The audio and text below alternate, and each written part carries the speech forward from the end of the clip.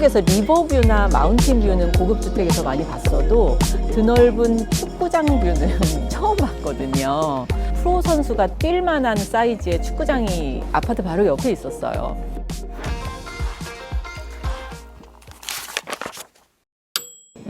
저는 사실 1년에 몇 번씩 유럽 출장을 좀 다녀요. 사실 네덜란드는 건축 설계 자체가 해외 시장에서 굉장히 큰 하나의 상품인 나라거든요.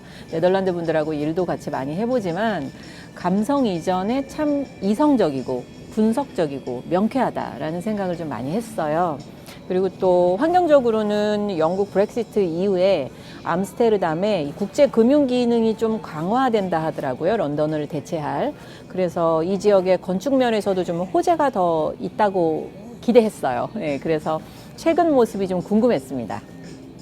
또 하나는 제가 관심 있는 이 벽돌이라는 소재가 아주 다양하게 발달한 곳이 네덜란드거든요.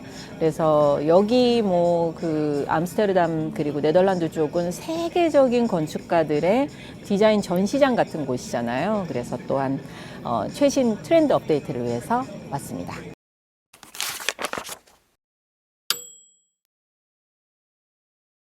네, 있었어요. 우선은 조형성이에요. 지난번 벽돌 건축 디자인 때도 말씀을 드렸었지만 네덜란드의 신축 건축물들은 그 매스 자체의 조형성에 공을 많이 들이는 것 같아요. 건축물을 하나의 이제 조각품으로 본다는 건데요. 와, 멋있다만 할 게 아니라 근데 왜 저렇게 만들었지? 저렇게 지을 예산이 되는구나. 뭐 그런 관점? 그 중에서 제가 피크로 봤던 거는 이전 영상에서 한번 소개해드렸던 암스테르담 금융신도시 주이다스 있잖아요. 거기에 더 밸리라는 고급 주상복합이 하나 있어요. 이게 세 개 동으로 이루어진 공동주택, 오피스 그리고 F&B 기능이 복합적인 시설인데 그 세 개 동이 건축물 이름처럼 골짜기를 형성을 하고 있단 말이죠. 산의 지형을 본따서 자연물의 형상을 이 인공 건축물에 집어넣은 거예요. 그래서 암산처럼 진짜 외장 마감재가 한쪽 면은 돌이고 또 다른 뭐 각 세대의 테라스들은 또 그린 가든으로 가꿔진 거죠.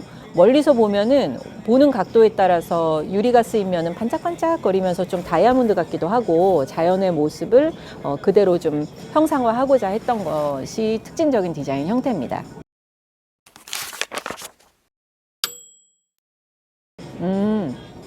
혹시 서울로 7017이라고 들어보셨어요?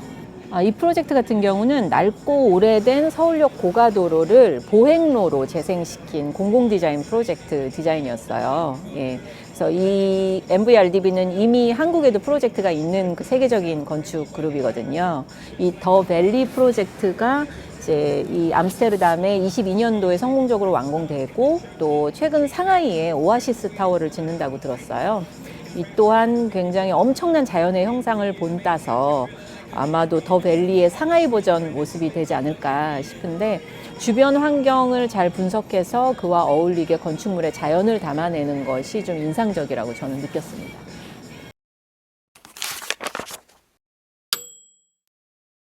제가 정말 뜻하지 않게 네덜란드에서 그들에게 없는 산을 제대로 느끼고 왔습니다. 사실 네덜란드는 거의 땅이 평지다 보니까 산이 없는 나라거든요. 그래서 한국에서도 TV에 네덜란드 분들이 이제 한국 여행하실 때 등산을 굳이 하시는 모습을 봤어요. 그만큼 그분들한테는 좀 이국적인 경험이 등산인 것 같아요. 저는 이 건물 더 밸리의 사우스윙 쪽 건물 야외 계단을 쭉 걸어서 올라가 봤는데요. 돌계단으로 올라가다가 이제 공용 테라스 나오면 한번 쉬고 또 올라가다가 또 한번 쉬고 이러면서 정말 등반하는 기분이었거든요. 감독님 축구 좋아하시죠? 네. 제가 정말 재밌었던 거는 보통 제가 한국에서 리버뷰나 마운틴뷰는 고급 주택에서 많이 봤어도 드넓은 축구장 뷰는 처음 봤거든요. 프로 선수가 뛸 만한 사이즈의 축구장이 아파트 바로 옆에 있었어요. 와, 산도 축구도 네덜란드 사람들에게는 좀 다른 소중한 가치인가 보다. 그런 문화적인 차이를 좀 또 느꼈습니다. 되게 특별한 디자인을 봤어요. 네덜란드 사람들의 산에 대한 동경? 네, 그 열정을 제가 이제 더 밸리에서 봤던 거를 데자뷰처럼 또 다른 이제 최근 완성된 대표적 건축 디자인에서 비슷하게 느꼈던 케이스거든요. BIG라는 유명 덴마크 건축회사가 바코드라는 네덜란드 건축회사랑 같이 디자인한 그 지금 암스테르담에 활발하게 계속 진행 중인 인공섬 위에 주거단지를 계획하고 있는 그런 프로젝트예요. 뭐 6개의 인공섬에 집을 짓고 있다 하더라고요. 그래서 그 인공섬 위에 공동주택을 디자인을 했어요. 슬라위스라는 그 프로젝트였는데 이 건축물은 BIG 특유의 아주 단순 명쾌한 논리로 디자인이 됐다라는 그 기사를 제가 봤는데요. 단순한 형태인데 조형미가 있어요. 그래서 집안 창으로 배가 오가는 모습을 이렇게 내다볼 수 있는 전망대 같은 한 면이 있고 또 다른 한 면으로는 또다시 산, 경사진, 야외 계단이 꼭대기까지 쭉 이어져 있어요. 밑에서 이렇게 올려다보면 정말 헉 할 정도로 높은 곳인데 여기를 또 등산하듯이 올라가시더라고요. 뭐 주민분들도 그렇고 관광객분들도 이용할 수 있게 열려 있는데 저는 거기까지는 사실 너무 춥고 다리가 아파서 끝까지 못 올라가겠더라고요. 이 등산 느낌의 야외 계단이 인공 섬 위에 인공 산의 느낌으로 와닿았어요. 이것이 네덜란드에서 만난 최근 신도시 고급 주택, 주상복합 아파트 건축물 두 곳에서 공통적으로 느낀 특징입니다. 와.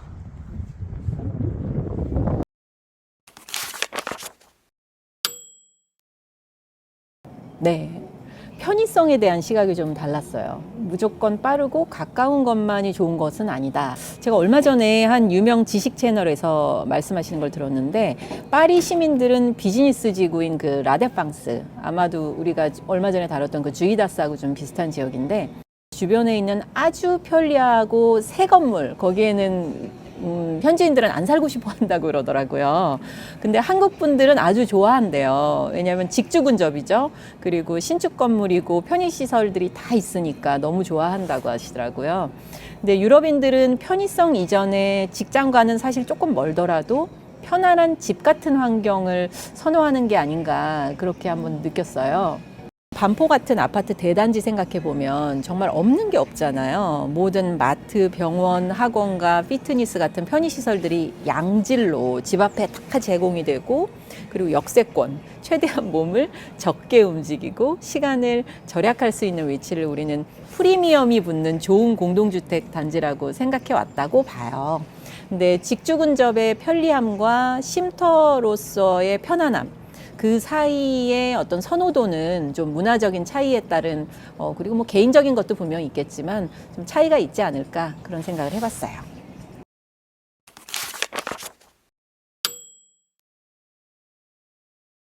펜스나 안전장치가 없이 물에 데크가 아주 그냥 바로 열려 있더라고요. 그리고 분명 어린아이들도 사는 아파트인데 이 놀이터 시설 옆에 그렇게 강이 열려 있는 거를 보고 저는 정말 깜짝 놀랐거든요. 위험하다는 사실을 뭐 놓친 건 아닌 것 같아요. 근데 개념이 조금 다른 것 같더라고요. 그 아파트 강변 데크 위에는 구명용 설치물들이 아주 예쁘게 디자인돼서 놓여 있습니다. 물가에 안전 설치가 없이 개방되어 있는 것처럼 생각보다 개인 주거의 테라스와 도로 사이가 프라이버시 보장보다는 좀 이렇게 훤하게 열려 있는 경우들이 좀 있었어요.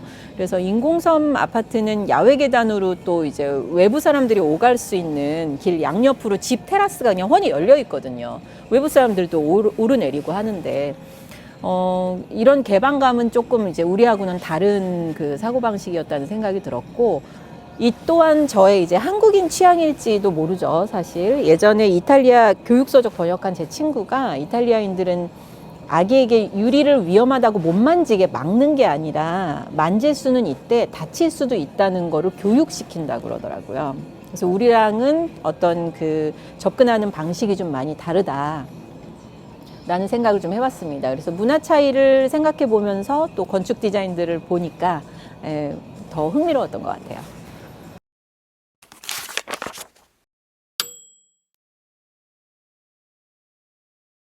한국 너무 편리하죠. 문화적 차이도 있고, 이제 제가 한국인이기 때문에 사실 여기 지금 우리가 포레와 디타워 사이에 있는데 저는 이 두 시설에 있는 F&B며 뭐 갤러리, 피트니스 기능을 너무 잘 이용하고 있거든요. 내부 프로그램이 잘 기획돼서 모든 게 이제 전략적이기도 하고, 다만 건축 디자인이 실험적이기는 사실 쉽지 않은 것 같아요, 국내에서는.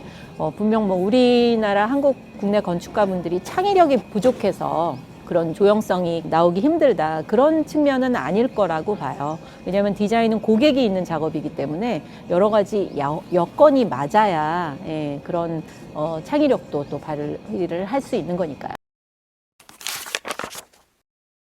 저는 지극히 개인적인 저의 의견은 저는 편리성을 선택하겠습니다. 서울숲. 무엇이 비교 우위라고 더 좋다라고 말할 수는 없을 것 같아요. 왜냐하면 문화가 서로 다르기 때문에, 그리고 취향이 다르기 때문에. 다만 이제 물가에 애들 빠질 걱정이 없고, 네, 손만 뻗으면 모든 게 다 편리하게 준비되어 있는 서울숲이 저는 더 편리할 것 같습니다.